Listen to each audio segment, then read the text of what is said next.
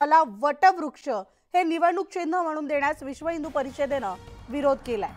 वटवृक्ष हे वर्षानुवर्ष विश्व हिंदू परिषदेची ओळख असल्यामुळे हे चिन्ह कुठल्याही राजकीय पक्षाला दिलं जाऊ नये अशा विनंतीचं पत्र विश्व हिंदू परिषदेनं निवडणूक आयोगाला पाठवले।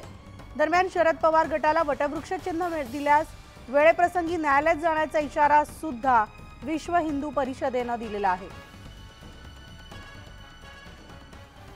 तर शरद पवार गटाला वटवृक्ष देण्यास आता विरोध दर्शवला जातोय। विश्व हिंदू परिषदेनं या चिन्हावरून आक्षेप घेतलेला आहे। वटवृक्ष ही विश्व हिंदू परिषदेची ओळख आहे आणि चिन्ह म्हणून राजकीय पक्षाला ते देऊ नका असं पत्र निवडणूक आयोगाला विहिपनं दिलेलं आहे आणि वेळेप्रसंगी कोर्टात जाण्याचा सुद्धा इशारा त्यांनी दिलेला आहे।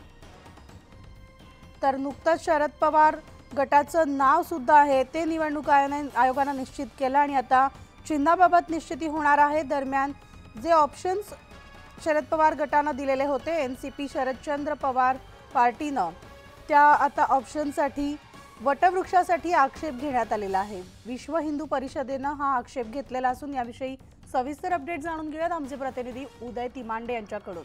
गुड मॉर्निंग उदय। आपण पाहतोय वटवृक्ष या चिन्हाला आता विहिपनं विरोध दर्शवला, आक्षेप घेतलाय, काय सविस्तर अपडेट्स?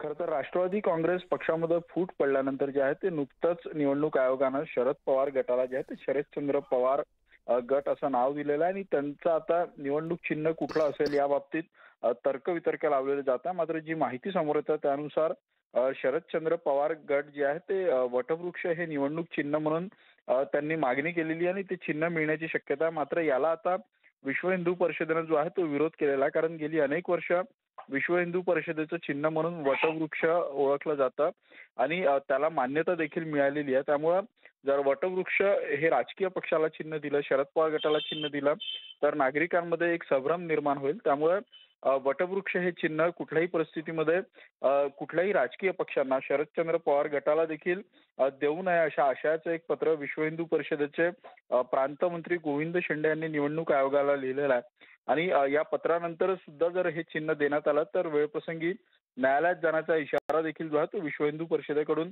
देण्यात आलेला आहे। त्यामुळे आता शरदचंद्र पवार गटाला वटवृक्ष चिन्ह मिळतं की त्याऐवजी दुसरं चिन्ह मिळतं याकडे जे आहे ते लक्ष लागलेलं आहे।